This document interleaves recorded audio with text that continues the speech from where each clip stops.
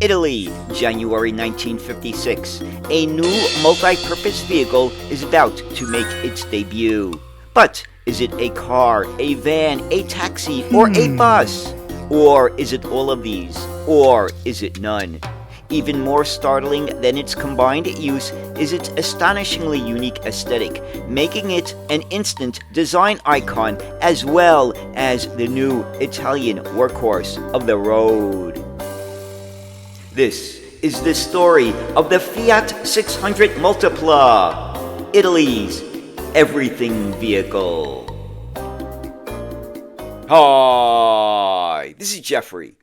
Now, back in the 1950s, as Italy was recovering from World War II, they needed a new versatile vehicle, something that was a car, a taxi, a minivan, and a microbus all rolled into one. In 1956, Fiat unveiled its new Multipla. Now, not only was it a very versatile vehicle, its aesthetics shocked many. It's a very fascinating story, so let's get started in learning about the Fiat 600 Multipla. A revolution in miniature, a fitting title of what would be a vehicle uniquely mid-century Italian.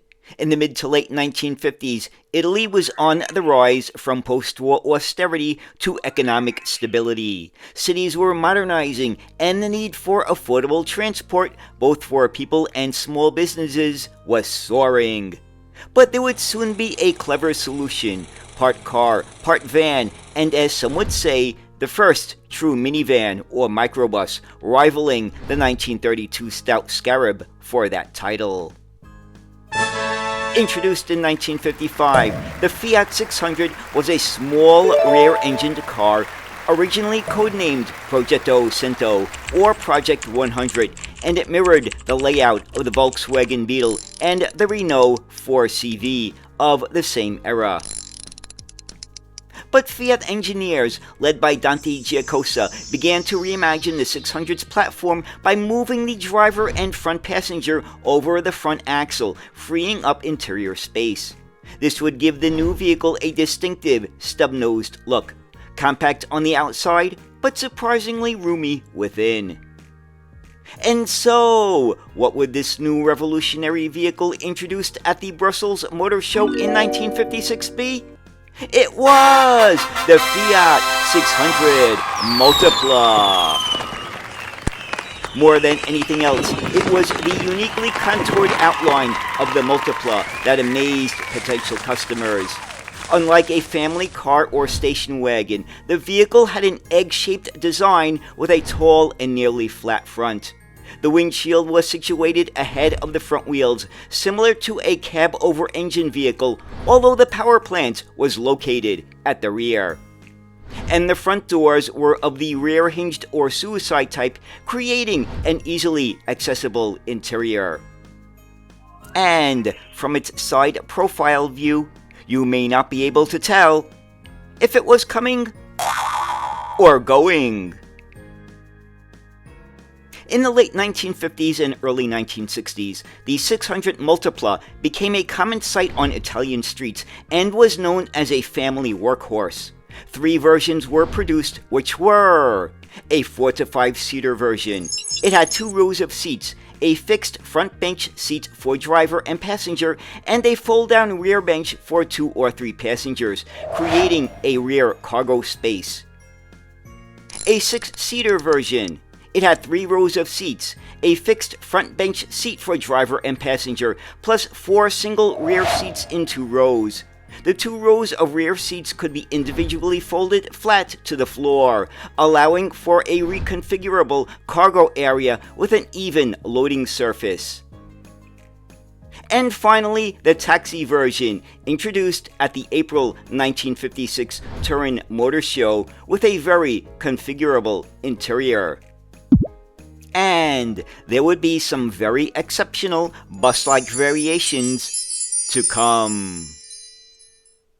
Now, let's take a look at some of the basic specifications of of the Fiat 600 Multipla. Number 1, length is 3.53 meters. Number 2, width is 1.45 meters. Number 3, height is 1.58 meters. Number 4, empty weight is 700 kilograms. Number 5, passenger capacity is 4 to 6 depending upon configuration. Number 6, engine is the 633 or 767cc Fiat Tipo 100 with a 4-speed manual transmission. And finally, number 7, top speed is 88 to 96 kilometers per hour.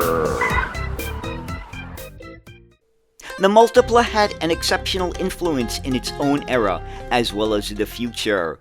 Leonardo Russo, an Italian automotive designer from the 1980s to the early 2000s, explains. Fiat built approximately 243,000 Multipla units between 1956 and 1967, a remarkable number for such a niche vehicle, which also includes the unique and scarce coach-built minibus-like versions. The Multipla's influence outlived its production run. It inspired later multi-purpose vehicles from the Renault S-Pace to the Chrysler minivan. Fiat subsequently revived the Multipla name in 1998 for a new eccentric compact MPV, paying homage to the 1950s original. There were also at least several rare minibus-like variants, which were the Maranella, an open-top vehicle designed by Giovanni Michelotti and built by Carrozzeria Fisori in 1956. Known for its nautical theme and boat-like wood detailing, only a handful were built. The equally rare Mia Fiore version. This is a variant produced specifically for VIP and dignitary visits to the Fiat Mia Fiore factory, as personally ordered by Gianni Agnelli and built by the Reparto Carrozzerie Speciali, or Fiat's Special Bodies Department, between 1956 and 1958. And the Sabrina, built from 1960 to 1963 by Fisori, a more stylized version of the Multipla, diverging aesthetically from the standard body and based on the revised 1960 600D Multipla platform. Less than 5 were known to exist.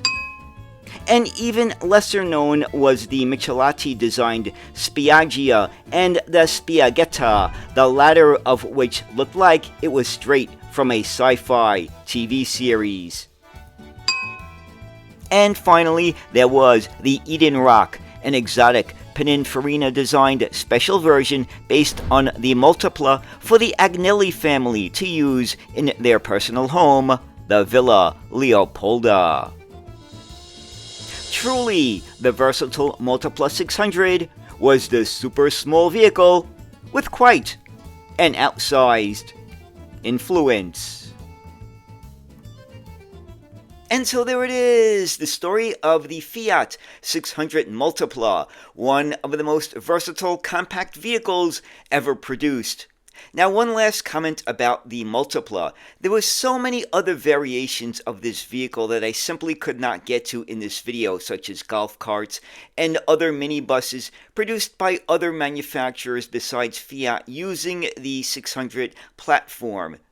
Now, if you have any interesting Multipla stories, just let us know. So anyway, I hope you enjoyed this look at the Fiat 600 Multipla, and as always, thank you so much for watching, and have a great day. Bye.